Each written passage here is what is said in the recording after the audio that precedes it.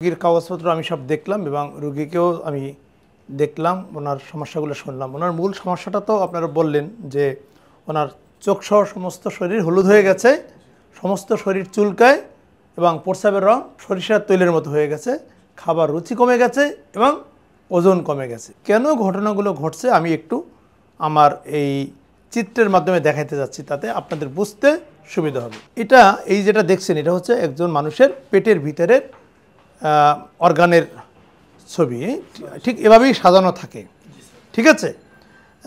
সবার উপরে যেটা দেখছেন এটি হচ্ছে লিভার। এটার নাম কি? লিভার বা কলিজা। এই লিভার গড়ে প্রতিদিন 1 থেকে 1.5 লিটার পিত্তরস তৈরি করে, যেটির রং হচ্ছে হলুদ। পিত্তরসের রং কি? হলুদ। সেই তৈরি হওয়া পিত্তরস এই লিভারের ভিতরে এই যে নীল কালারের একটা নালীর মতো দেখছেন, দুই দিক থেকে নালী বের হয়েছে, এই নালীর ভিতরে ঢুকে। কোথায় ঢুকে? রসগুলো নালীর ভিতরে ঢুকে এই নিচের দিকে নেমে আসে। কোথায় নেমে আসে? নিচের দিকে নেমে আসে। নিচে নেমে কোথায় আসে? খাদ্যনালীতে আসে। কেন খাদ্যনালীতে আসে? এই যে 1 থেকে 1.5 লিটার পিত্তরস তৈরি করে, এই পিত্তনালীতে আসার পরে আমরা যে খাবারগুলো খাই সেই খাবারগুলো হজমের জন্য এই রসটা খুবই দরকার। রসটা খুবই দরকার। এজন্যই লিভার প্রতিদিন এই রসটা তৈরি করে এবং রসটা তৈরি করে নালীর মাধ্যমে খাদ্যনালীতে পাঠিয়ে দেয়। সমস্যা হলো যদি কারো এই পিত্তনালীটা ব্লক হয়ে যায়, অনেক কারণে ব্লক হতে পারে, কারো পাথর দিয়ে ব্লক হয়, কারো কৃমি দিয়ে ব্লক হয়, তবে বেশিরভাগ ক্ষেত্রে যেটি হয় টিউমার বা ক্যান্সার দিয়ে ব্লক হয়। তাহলে আপনার রোগীর ক্ষেত্রে যেটি হয়েছে সেটিই বলি। ওনার এখানে একটি টিউমার হয়েছে।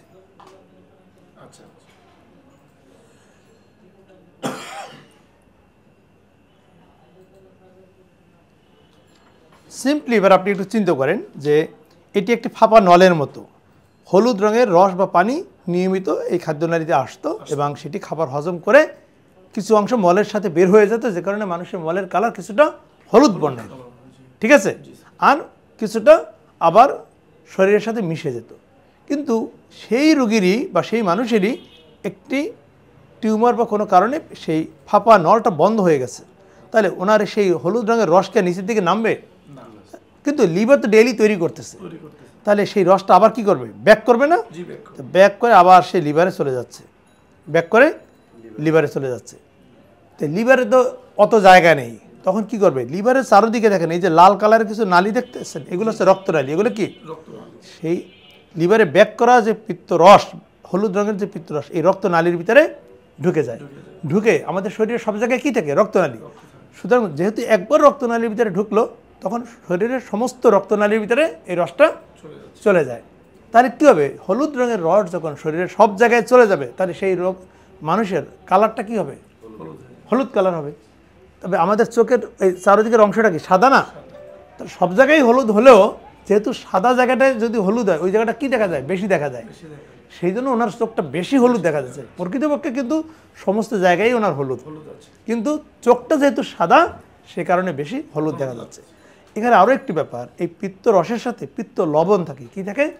লবণ। লবণটাও যেহেতু খাদ্যনালীতে নামতে পারছে না, ও পিত্ত রসের সাথে সাথে রক্তনালীতে ঢুকে সমস্ত শরীরে চলে যাচ্ছে। সেই লবণ শরীরের বিভিন্ন জায়গায় চামড়া নিচে ডিপোজিট হয়, যেখানে যেখানে ডিপোজিশন হয়, জমা হয়, সেখানে ইচিং হয়, ইরিটেট করে, এই জন্য রোগীর শরীর চুলকাচ্ছে। কথা ক্লিয়ার? আর যখন রক্তনালীতে রসটা ঢুকলো, একটা পর্যায়ে গিয়ে সেই রস প্রস্রাব দিয়ে বের হয়ে যাবে, মূত্রের সাথে বের হয়ে যাবে। যেটা একজন সাধারণ মানুষের কীভাবে বের হতো? মলের সাথে বের হতো, যে কারণে মানুষের মলের কালার কি? হলুদ। কিন্তু যাদের এই ধরনের ঘটনা ঘটেছে, টিউমার দিয়ে পিত্তনালী বন্ধ হয়ে গেছে, তার মলের কালার কিন্তু আর হলুদ হবে না। কি হবে? কিছুটা সাদা আকার হবে। উল্টো দিকে তার মূত্রের কালার বা প্রস্রাবের কালার কি হবে? হলুদ। এই জন্য আপনাদের রোগীর প্রস্রাবের কালার কি? সরিষার তৈলের মতো হলুদ। বিষয়টা ক্লিয়ার? তাহলে কেন শরীর হলুদ হয়েছে বুঝতে পারছেন? কেন শরীর চুলকে বুঝতে পারছেন? কেন প্রস্রাবের রং হলুদ সেটাও বুঝতে পারছেন? কেন ওনার মলের কালার হলুদ এখন না সেটাও ক্লিয়ার। এবার আরও দুইটি ওনার কারণ, একটা হচ্ছে আরও দুটি সমস্যা। সমস্যা দুটো কি? ওনার খাবার রুচি কমে গেছে, এক, এবং খাবার রুচি কমে গেলে কি হয়? ওজন কমে যায়। এই দুটো ঘটনা ঘটছে। কেন ঘটছে সেটা আবার ব্যাখ্যা দিচ্ছি। এই যে পিত্তরস খাদ্যনালীতে আসলে কি হতো? খাবারটা হজম হতো, খাবার খেতে পারতো। তাহলে ওনার তো পিত্তরস খাদ্যনালীতে আসে না, সুতরাং উনি খাবার হজম হয় না, খাবার হজম হয় না। এটা একটা। দ্বিতীয় কারণ হলো শরীরে যদি কোনো টিউমার বা ক্যান্সার ফর্মেশন হয় সেখান থেকে কিছু টক্সিন বা কেমিক্যালস রিলিজ হয়ে ব্রেনে যায়। কোথায় যায়? ব্রেনে যায়। কেন ব্রেনে যায়? ব্রেনে গিয়ে যেখানে অ্যাপেটাইট সেন্টার অর্থাৎ ক্ষুধা তৈরি করে, ক্ষুধার ভাব তৈরি করে, সেই জায়গাকে গিয়ে ব্লক করে। সে কারণে খাবার রুচিটা নষ্ট হয়ে যায়। কেন নষ্ট হয়ে যায়? এই টিউমারের কারণে। কি? এই টিউমার থেকে কিছু কেমিক্যালস তৈরি হয়ে ব্রেনে গিয়ে খাবারের সেন্টারকে ব্লক করে। সে কারণে রোগীর খাবার বা খেতে পারে না বা খাবারের রুচি কমে যায়। আর যখন রোগী খেতে না পারে তখন কি হবে?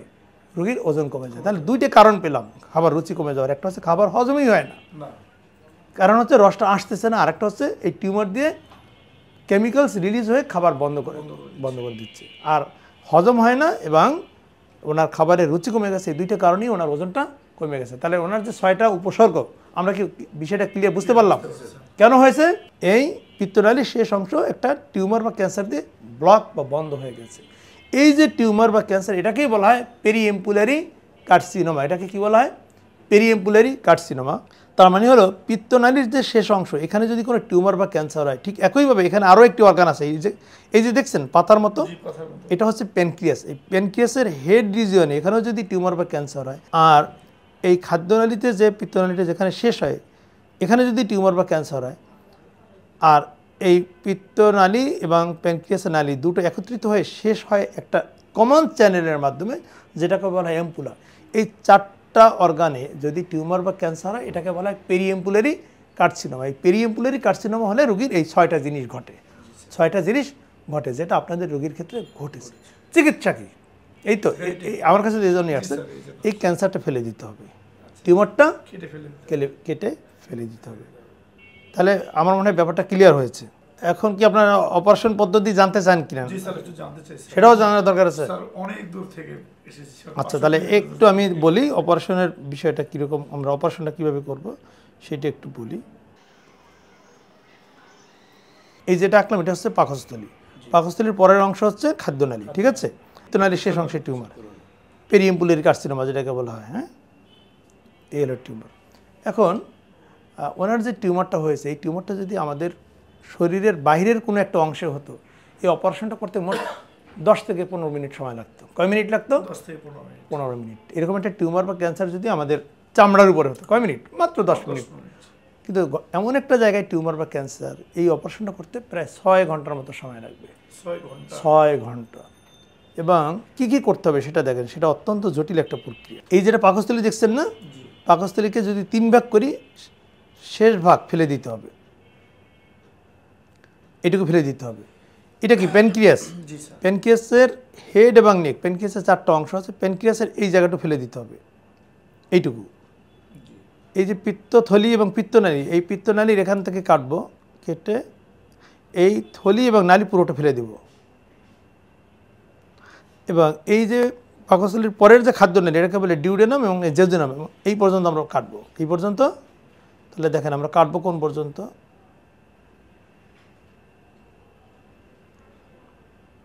এই জায়গাটাকে কেটে ফেলে দিতে হবে।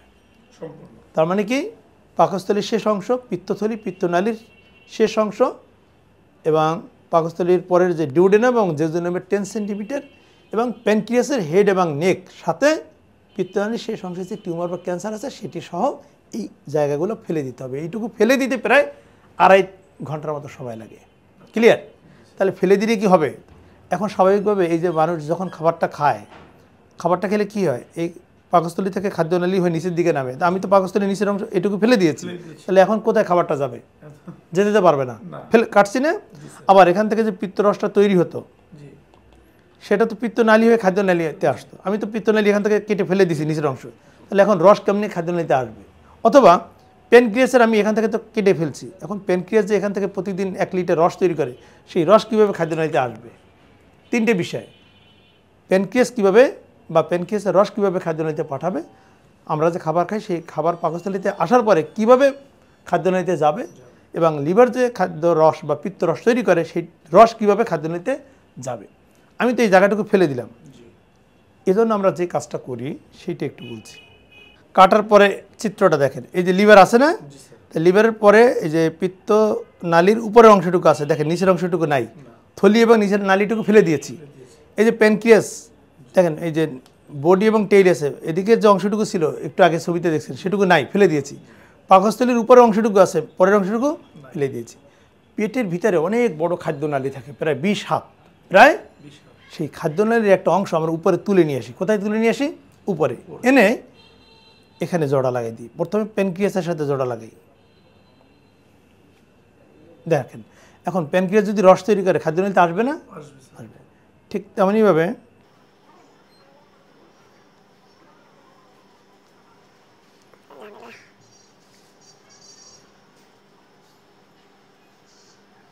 আচ্ছা, এবার দেখেন লিভার যে পিত্তরস তৈরি করবে সেটা খাদ্যনালীতে আসবে কিনা? জোড়া লাগাই দিচ্ছি না?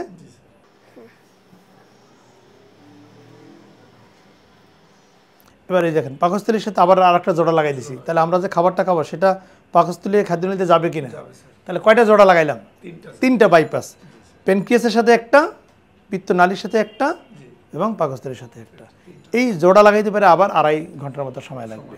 আর কাটতে লাগলো কত? 2.5 ঘন্টা। আর রোগীর প্রস্তুতি নিতে এবং রিভার্স করতে সব মিলিয়ে আরও প্রায় সব মিলিয়ে 5 থেকে 6 ঘন্টা চলে যাবে। অপারেশন করার সময় 2 ব্যাগ ব্লাড লাগবে। কয় ব্যাগ? 2 ব্যাগ। তাহলে এই হলো টোটাল অপারেশনের বিষয়। তাহলে বিষয়টা ক্লিয়ার আপনাদের কাছে? জি, ঠিক আছে।